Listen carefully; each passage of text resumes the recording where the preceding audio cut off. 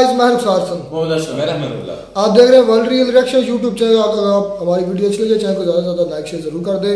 चलते हैं वीडियो की टाइटल है Pak media crying as Indonesia welcome PM Modi at Indonesia welcome Asian summit है। I think Asian countries ASEAN I think इस तरह नाम है। एशियन कंट्री का समिट है, उसमें बड़ा वेलकम ग्रैंड वेलकम किया गया। देखते हैं पहले वीडियो फिर देते हैं इस पर। उनका शानदार स्वागत हुआ एयरपोर्ट पर। पीएम मोदी के स्वागत के लिए इंडोनेशिया के कलाकारों ने पारंपरिक नृत्य की प्रस्तुति की।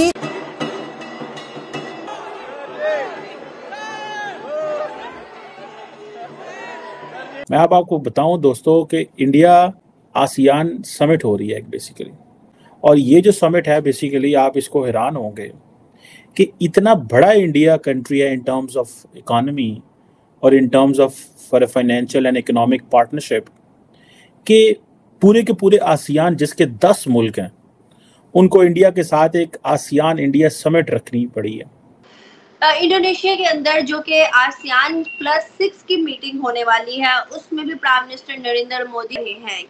ये सब इंडिया से ही टूटी हैं। तो ये एक अजीब सी बात बोल रहे हैं या हैरानी की बात बोल रहे हैं। आसियान मतलब एक तरीके का ऑफशूट है इंडिया का, छोटा इंडिया समझ लें आप। होपफुली ये मोदी जी की इस साल की आखिरी ट्रिप है, इस साल की। हाँ हो सकता है श्रीवास्तव, लेकिन हालात अच्छी खबरें नहीं आ रही, बिल्कुल मायूसी at the peak right now. आप रोजाना ये 30 रुपए का माइक लेकर उठा के आ जाती इंडिया हमसे आगे किधर चला गया वो? हमसे दुनिया के 5th लार्जेस्ट नहीं, इंडिया कहाँ चला गया? हमसे आगे चला गया। कहाँ चला गया? आप उसका रुपया देंगे, आप भी चली जाए फिर। आपको पता है पाकिस्तान जो है वो तो ऑब्जर्वर भी नहीं है इस ग्रुप का। और मैंने तो अक्सर एक चीज देखता हूँ, पाकिस्तानी लीडरशिप को तो कोई भी नहीं बुलाता यार। ये एक बड़ी परेशान कुन बात है। अगले दिन हमें पता चला कि हमारे वजीर आज़म ने जाना था कीनिया किसी कॉन्फ्रेंस में, वो गए ही नहीं डरते उन्होंने कहा मुल्क में हालात ख़राब हैं, महंगाई है, बिजली है, इतने मसले बने हुए हैं। आबादी है, तीसरी बड़ी इकोनॉमी PPP के तहत है, चौथी सबसे स्ट्रॉन्गेस्ट मिलिट्री। आप किस तरह इग्नोर कर सकते हैं इंडिया को? जय हिंद दोस्तों, आज रात को 3 बजे पीएम मोदी पहुंचे हैं इंडोनेशिया में आसियान समिट को अटेंड करने। यानी इंडिया के साथ साउथ ईस्ट एशियन नेशंस का ये ग्रुप है जिसमें आ जाते हैं अपने इंडोनेशिया, मलेशिया, लाओस, कंबोडिया और इंडोनेशिया और ऐसे मतलब जो इधर साउथ ईस्ट एशियन नेशन है उनका ग्रुप है इंडिया के साथ। तो पीएम मोदी का डेडिकेशन देखिए अपने देश के लिए, या कुछ भी कह लो यार आप लोग कि वो बंदा 3 बजे यहाँ से रवाना होते हैं 1-1:30 बजे और वहां पे 3 बजे पहुंचते हैं, ऐसा ही कुछ है। 1-2 घंटे ऊपर नीचे मान लो, बट 3 बजे वहां पे पहुंच जाते हैं। तो आप लोग समझ सकते हो यार क्या देश के लिए बंदे का पैशन है, डेडिकेशन है। मानना पड़ेगा यार कि अभी G20 है, पूरा बिजी शेड्यूल है बंदे का इधर G20 में दिल्ली के लिए, लेकिन आज के दिन वो निकल गए इंडोनेशिया। वहां पूरे दिन बातचीत होगी, डायलॉग्स होंगे और शाम को फिर 7 बजे वापस भी आना है, क्योंकि G20 मीटिंग के लिए जो हमारे अतिथिगण आ रहे हैं तमाम देशों से, उनका स्वागत भी करना है। तो आप लोग समझ सकते हैं किस लेवल का डेडिकेशन है। खैर आसियान की बात कर लेते हैं। तो यार आसियान में साउथ ईस्ट एशियन नेशन है, जैसा मैंने बताया आपको नाम यही, वियतनाम, कंबोडिया, मलेशिया, सिंगापुर, ये सब है साउथ ईस्ट नेशन। तो वो यार छोटे देश बेशक है, उनका क्षेत्रफल छोटा है, बट यार वो बहुत। मोदी साहब का शेड्यूल निकला है कि ही इज गोइंग, क्या नाम है उसका, अमेरिका, सॉरी इंडोनेशिया जा रहे हैं। वो रात को 3 बजे कल सारा दिन मीटिंग्स अटेंड करेंगे और उसके बाद शाम को घर आ जाएंगे। बिकॉज उनको पता है कि इस वक्त नाइजीरिया का मैं देख रहा था प्रेसिडेंट जो है वो इंडिया में पहुंच चुके हैं। नाइजीरिया के फॉरेन मिनिस्टर और सारे लोग वो पहुंच चुके हैं, और भी मुल्कों के लोग जो हैं वो आ रहे हैं। अब देखिए इतने बड़े पैमाने पे ये मीटिंग्स हो रही हैं इंडिया के अंदर। इंडियन लीडरशिप जो हर रोज़ कहीं ना कहीं पहुंची होती है।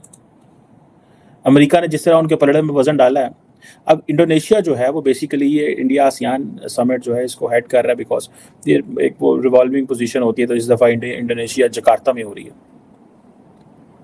अब देखें कि हम आसियान के पार्टनर नहीं बन सकते, हम उसके साथ मिलकर काम नहीं कर सकते, हमारी वो कैपेसिटी नहीं है। अच्छा, ऑस्ट्रेलिया, जापान, चाइना, अमेरिका, ये सारे डायलॉग पार्टनर्स हैं इसके। ये सारे काम करने वाले, मेहनत करने वाले, इकोनॉमिकली डेवलप्ड मुल्क जो है सारे इकट्ठे हो गए।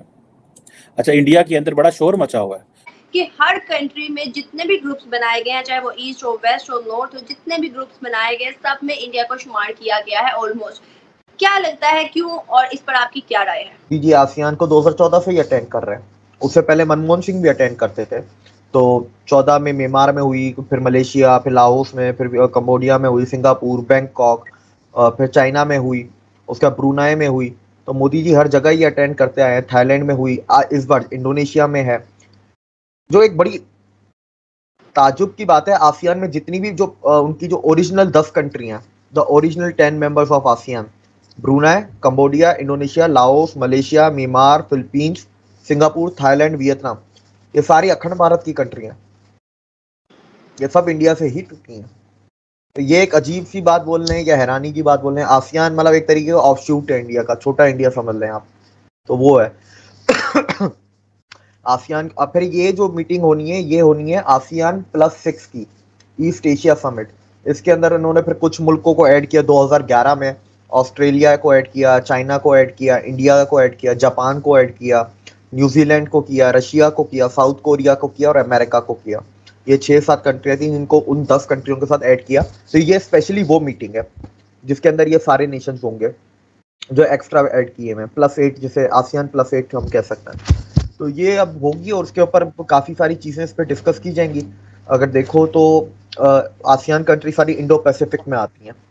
तो ये जितनी भी आपकी वेस्टर्न कंट्रियाँ जिसके अंदर ऐड हुई हैं, वो भी इंडो पैसिफिक या तो ज़्यादातर इंडो पैसिफिक की पार्ट है, और अमेरिका और रशिया का तो इंडो पैसिफिक में इंटरेस्ट है। ठीक है, तो India is the crucial partner in Indo Pacific, strategic partner है बहुत सारे मुल्कों का, और Indian ocean belongs to India. तो वो वाली बात है। ठीक है, उसके अलावा इसके ऊपर ट्रेड में काफ़ी बातें होंगी। इंडिया की एक आसियान के साथ FTA की बात चल रही है कि इंडिया का डायरेक्ट FTA हो जाए आसियान के साथ, तो एक साथ आपके 10 मुल्कों के साथ FTA हो जाएंगे। रुपी ट्रेडिंग की बात चल रही है। आसियान के कुछ मुल्कों में UPI जा चुका है, जैसे कि सिंगापुर वगैरह में रुपी जा चुका है, उधर चल रहा है सिंगापुर में, थाईलैंड में, 2 कंट्रीज जो मुझे पता है, शायद इससे ज़्यादा भी हों। मजीद इसके ऊपर एनर्जी के ऊपर बात होगी, क्लीन एनर्जी की, क्योंकि इंडिया इनको क्लीन एनर्जी भी दे रहा है। ठीक है, टेक्नोलॉजी भी दे रहा है, इन्वेस्टमेंट्स भी कर रहा है। इंडिया की मोर देन $100 बिलियन की इन्वेस्टमेंट है कलेक्टिवली इन सारे 10 मुल्कों के में मिला के। सिर्फ इन्वेस्टमेंट की बात कर रहा हूँ मैं, अभी ट्रेड की बात नहीं कर रहा, क्योंकि मुझे ट्रेड का नंबर नहीं पता इनका, इंडिया का ट्रेड कितना आसियान के साथ, पर इन्वेस्टमेंट की बात कर रहा हूँ जो इंडिया के गवर्नमेंट और इंडिया की प्राइवेट कंपनियों ने की भी है इन 10 मुल्कों में। रिसेंट टाइम्स में हमने लास्ट 2-3 साल में हमने देखा कि इंडिया आसियान मुल्कों को डिफेंस वेपन्स भी प्रोवाइड कर रहा है। तो और सारे आसियान के मुल्क में, कोई आसियान के सारे मुल्कों में कंबोडिया को छोड़ के बाकी सब चाइना के दुश्मन है। चाइना बोलता है तुम्हारी जमीन भी मेरी, तुम्हारी भी मेरी। सिर्फ एक कंबोडिया की वो बोलता है, लेकिन बाकायदा, लेकिन ये है कि कंबोडिया उसका एलाय है, तो इसलिए कंबोडिया को छोड़ के बाकी सभी चाइना के दुश्मन है। तो एक वो एंगल भी आप देखें डिफेंस वाला, जो सिक्योरिटी, रीजनल सिक्योरिटी पे वो आएगा। इंडिया को मिलिट्री बेसिस भी इधर मिले हुए हैं। सिंगापुर में चांगी बेस मिला हुआ है, इंडोनेशिया में सबांग का एक्सेस मिला हुआ है, म्यांमार में तो पोर्ट है, पिट्सवे पोर्ट मिला हुआ है इंडिया को, और फिलीपींस में अमेरिकन बेसिस हैं तो उसका एक्सेस मिला हुआ है इंडिया को। तो इस तरह इंडिया का साउथ चाइना सी में इंडियन मिलिट्री के लिए बहुत ज़्यादा आसानियां हैं। ठीक है, वो उधर जाके लॉजिस्टिकल जो होती हैं सपोर्ट चाहिए या रिफ्यूलिंग करनी है, खाना चाहिए, उनको वापस इंडिया आने की ज़रूरत नहीं है। वो साउथ चाइना सी में इन किसी भी मुल्क में रुक के ये सब काम करके वो उधर के उधर ही फिर डिप्लॉय हो सकते हैं। तो ये एक एडवांटेज है। इसके अलावा देखें आसियान के अंदर फूड सिक्योरिटी के ऊपर बात होगी, क्योंकि आसियान में भी एग्रीकल्चर कंट्रीज हैं ये तकरीबन सारी की सारी, एक सिंगापुर को छोड़ के बाकी सब। इंडिया इधर भी खाना बनता है, उगता है, फूड प्रोसेसिंग प्लांट्स भी हैं। वियतनाम को देखें तो वियतनाम में इलेक्ट्रॉनिक मैन्युफैक्चरिंग और फुटवेयर मैन्युफैक्चरिंग बहुत ज़्यादा है, और चाइना से कंपनियां निकल के 50% इंडिया आती हैं, 20% आपकी जाती, 30% वियतनाम जाती हैं, 20% ये बाकी आसियान के बाकी मुल्कों में जाती हैं। तो उसके ऊपर भी बात होगी, सप्लाई चेन रिजिलियंस के ऊपर बात होगी। और इस बार जो गेस्ट है आसियान में वो है आपकी कमला हैरिस, अमेरिका की वाइस प्रेसिडेंट। हाँ, तो देखें क्या होता है नेक्स्ट फ्यूचर में। अब मोदी जी जाएंगे तब पता चले। ज्यादा काम के देश है। अगर आप इंडोनेशिया की बात कर लें, सबसे ज्यादा मुस्लिम वहीं पे रहते हैं, बट वो इंडियन कल्चर से ढले हुए हैं और टाइम टाइम पे हमेशा इंडिया का सपोर्ट वो करते रहते हैं, इंडियन कल्चर का सपोर्ट करते रहते हैं। और बात कर ले वियतनाम वगैरह को, तो आप लोगों को पता है इंडिया से कितना क्लोजली रिलेशन है इनका। और यार ये बहुत काम के देश इसलिए है सिंगापुर वगैरह, क्योंकि ये क्षेत्रफल की दृष्टि से तो काफी छोटे हो सकते हैं, जनसंख्या की दृष्टि से भी एज कम्पेयर छोटे हो सकते हैं, बट यार इनका जो प्रोडक्शन लेवल है और ये जो चीजें बनाते हैं वो बहुत क्वालिटी लेवल पे बनाते हैं और दुनिया को देते हैं, प्रोड्यूस करते हैं। लेकिन उनका काम इंडिया से भी पड़ता है क्योंकि उनका क्षेत्रफल छोटा है, तो खाने पीने की चीजें और लेबर की वर्क, रियलिटी है यार ये कि लेबर का वर्क उनको इंडिया से ही मिलता है, तो इसलिए उनका इंडिया से रिलेशन बनाना बहुत ज्यादा जरूरी है। और ये मीटिंग की अहमियत आप लोग इस तरीके से समझिए कि यार इंडिया में कल परसों से G20 समिट होने वाला है, पीएम मोदी को स्टिल वहां जाना पड़ा, तो ये बहुत अच्छी बात है कि यार इंडिया का जो डायलॉग्स है वो सभी देशों के साथ, छोटे से बड़ा देश ऐसे तो कोई छोटा बड़ा नहीं होता, बट हाँ क्षेत्रफल की दृष्टि से बात कर लें तो छोटे से छोटे देश में भी पीएम मोदी जा रहे हैं, बड़े से बड़े देश यानी अमेरिका वगैरह में तो आप लोगों को पता ही है क्या सिचुएशन है इंडिया की, तो ऐसा कुछ चल रहा है। भाई पाकिस्तान की भी थोड़ी सी बात कर लेते हैं क्योंकि भाई पाकिस्तान के प्राइम मिनिस्टर का तो वैसे कहीं दौरा होता नहीं है, बट केनिया में उनको इन्वाइट किया गया था, कोई भाई मीटिंग थी, वहां पे भी पाकिस्तान को बुलाया गया था, बट इनके जो प्राइम मिनिस्टर थे उन्होंने कहा कि भाई हमारे पास टाइम नहीं है, हमारा देश खुद ही इतने गर्त में फंसा हुआ है, हम कहाँ आएंगे मीटिंग में, तो ये तो इनकी सिचुएशन है। आई होप ये वीडियो आप लोग को अच्छा लगा, जुड़े रहे ऐसी वीडियोस के लिए, तब तक के लिए धन्यवाद, जय हिंद। तो ये वीडियो होगी खत्म। पाकिस्तान की क्यों जलती है भाई, जो तरक्की करता है उनकी इज्जत मिलती है। और एक वो शाला की वीडियो भी का भी उसमें क्लिप था, उसमें वो कह रहा था कि कहाँ इंडिया, किधर गया इंडिया, अरे अकल के अंधो, अरे साले भिखारियों, इंडिया चांद पर है। आज तो आपने कान वाली बात का बोल दी, तो भिखारी ही है, चांद पर है वो, कभी हम ख्वाबों में या कभी बच्चों को कहानियां सुनाया करते कितने। असल में भाई भिखारी जो है ना वो कोई और है, लेकिन बनना सारी अवाम को पड़ रहा है। मैंने पहले भी कहा था कि जो बड़ा होता है ना घर का, उसकी बात को अहमियत दी जाती है, और हमारे घर के जो बड़े हैं वो भिखारी खुद को खुद कहते हैं, हम जो मर्जी कहते रहे हम भिखारी हैं, ये ज़हन में रखना, क्योंकि हमारी जो पेट्रोल हम खरीदते हैं वो हम भीख के पैसों से खरीदते हैं, जो हम डीजल खरीदते हैं वो भीख के पैसों खरीदते हैं, जो बैरून मुल्क से हम चीज़ें मशीनरी वगैरह खरीद रहे हैं या कोई अपना कार इंडस्ट्री है या कोई भी चीज़ है वो हम डॉलर्स में खरीदते हैं, और डॉलर्स हमें अमेरिका और IMF देता है, तो वो हम भीख में लेते हैं, कर्जा लेते हैं, तो भिखारी तो हम होगा। अगर हम डॉलर नहीं है हमारे पास तो हम सर्वाइव नहीं कर सकते, जैसे हम रखने से मतलब इतना मुश्किल होगा, अगर करेंगे अभी तो बहुत मुश्किल से सर्वाइव करेंगे। मुझे नहीं लगता है कि डॉलर के बगैर आप सर्वाइव करें, भिखारी तो आप हैं, तो और ये भिखारी कहते हैं। आप तो भाई हमारे बड़ों ने भी कहा कि हम इकोनॉमिकली पाकिस्तान को सेट करेंगे और जो भी स्मगलिंग वगैरह हो रही है उसको ठीक करेंगे। यार असल में ना पता बात क्या है, कह रहा था इंडिया का, मुझे तो वो बात बार बार याद आ रही है, और इंडिया 5वीं इकॉनमी है, इंडिया चांद पर है, इंडिया ये कह रहे हैं कि सूरज पर भी पहुंच चुका है, उसके नज़दीक तो खैर नहीं गया लेकिन पहुंचा तो नहीं, लेकिन समझ लेंगे सूरज पर भी वो जा चुका, क्योंकि सूरज पर शायद चुनकी चल चुकी। कहाँ है इंडिया, आप कहाँ हैं, ज़मीन में भी नहीं है। ज़मीन में आप तब होंगे जब आपके मुल्क की ज़मीन को कोई इज्जत दे। इसका मतलब यह है कि आपके मुल्क की ज़मीन ही नहीं है दुनिया में, आप ज़मीन में भी नहीं हो, ज़मीन के नीचे कहीं चले गए होता है खानों में।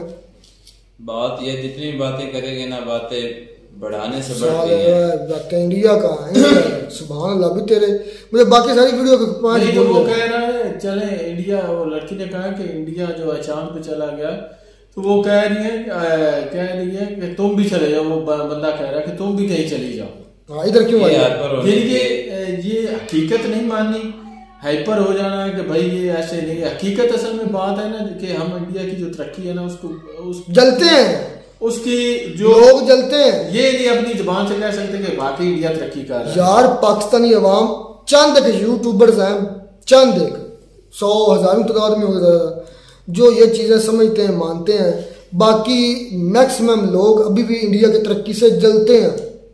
नहीं मैं यकीन जाने ये जो ना काफी वीडियोस आप देखता हूँ इंडिया के मतलब, तो जो अक्सरियत है ना अवाम उनको शऊर आ गया कि वाकई इंडिया तरक्की कर रहा है। वेलकम देखा इस तरह होता है, वेलकम बैंड बाजों के साथ रेड कारपेट पर, रेड कारपेट ये चीजें जेस्चर्स होती है। USA जितनी दी जा रही है इज्जत, जैसे USA किसी मुल्क में जाता है ना तो ऐसे इज्जत मिलती है उसको भी। ये इशारे होते हैं, ये सारी चीजें देखने वाली होती हैं, काबिल गौर होती हैं कि आप किसी का जो वेलकम करना होता है ना, वो भी उस मुल्क को नहीं बल्कि पूरी दुनिया को दिखाया जाता है कि इस मुल्क में आने की वजह से कितनी अहमियत है, इम्पोर्टेंट, उस मुल्क की इम्पोर्टेंस बताते कितनी है। और उधर एयरपोर्ट पर ही वो क्या ना अपने किसी बड़े महादेव देव किसके नारे भी लगा रहे थे, किसी भगवान के, वो मेरे जहन से उतर गया वो नारे, वो भी लगा रहे थे। उसका वेलकम देखें इंडियन कल्चर में हुआ है, इंडोनेशिया में रेड कारपेट पर हुआ है, गर्मजोशी देखे उधर के लोगों के। ये होता है वेलकम, ये होता है जिंदा लोगों की पहचान, जिंदा कौमों के प्राइम मिनिस्टर की वेलकम इस तरह होते हैं, इस तरह ही होता है। आपने वो भुट्टो का आपने बात नहीं सुनी थी कि इसके इवज में आपको कनाडा लोग हमारे इधर करते हैं ना, कनाडा के वजीर आजम का वेलकम भी मैं आपको दिखाऊंगा, आप हैरान रह जाएंगे कि उसका पीएम मोदी का किस तरह वेलकम किया गया इंडोनेशिया में। तो इतनी बड़ी इकॉनमी जो समझते हैं हम, बड़ी शहर हम इंडिया पाकिस्तानी लोग समझते हैं कनाडा को, उसका वेलकम तो आप देखेंगे तो आप हैरान रह जाएंगे कि इतनी बेइज्जती। वो अगली वीडियो में वही करूंगा, हो जाता है, इस तरह होता रहता है। अच्छा, आप क्यों फिर कहते हैं कि कनाडा के आप इस तरह नहीं मानते? हमारे लोग पता है कि इसलिए हो जाता है, मेरी बात सुने, हमारे लोग कनाडा को इसलिए कहते हैं कि वहां पर एक मुल्क का प्रेसिडेंट नुमाइंदा सबसे बड़ा पावरफुल आदमी आ रहा है, एक मिनट समझ ले कि पूरा मुल्क सब्र कर ले, मेरी बात समझ ले, मतलब पूरा मुल्क आ रहा है, ये कि वो जो नुमाइंदा आता है वो उस मुल्क को रिप्रेजेंट कर पूरा मुल्क आ रहा होता है। ये साबित करता है कि आप उस मुल्क के लोगों को कितनी इज्जत देते हैं। ये मुद्दे की देख ली, सदर ब्यूटन जो है उसके साथ जब इनकी कोई मीटिंग थी, मुझे लगता है कि सारी कंट्री के ना शायद एशिया के प्राइम मिनिस्टर थे वो इकट्ठे थे। उस वक्त सदर ब्यूटन से जो तुर्की का शायद सदर उसने उर्दगान में सलाम नहीं लिया, तो उसको जानबूझ के नहीं, उसे पता नहीं चला था। तो मैंने वीडियो देखी कि और भी कई मरतबा किसी जाता है तो उसका जो है ना सलामत को हैंड नहीं मिलाते लोग यार। वो एक मुसाफा करना और चीज होती है, मैं यार जाने तो क्या बच्चों वाली बात कर रहे हो तुम, तो बच्चों वाली। मुझे ये बता, पाकिस्तान के अंदर अगर तैयब उर्दगान मौजूद है, ऊपर से प्यूटन आए तो पाकिस्तानी उधर ना उनको वेलकम करने प्यूटन को जाए तो वो तब बेइज्जती है। अगर पाकिस्तान उधर जाकर उनका वेलकम करे बैंड बाजों के साथ, फिर बेइज्जती नहीं, फिर तैयब उर्दगान पाकिस्तान में रह कर प्यूटन से हाथ मिलाए या ना मिलाए से फर्क नहीं पड़ता। ये तो तुम बच्चों वाली बात करते, फर्क ये पड़ता है कि उस मुल्क के लोग बशिंदे और उस मुल्क का जो वेलकम आपको दिया जा रहा है वो कैसा है, ये फर्क पड़ता है।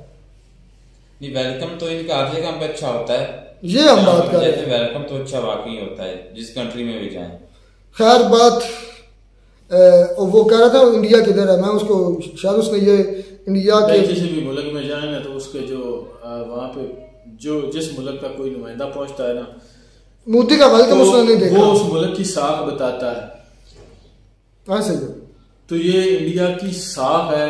पाकिस्तान मीडिया तो भी उसकी इतनी इज्जत करते हैं, पाकिस्तान मीडिया तो रोते ही रहेगा। मिलते हैं नई वीडियो में नाटक के साथ, अब तक दीजिए इजाजत, अल्लाह हाफिज।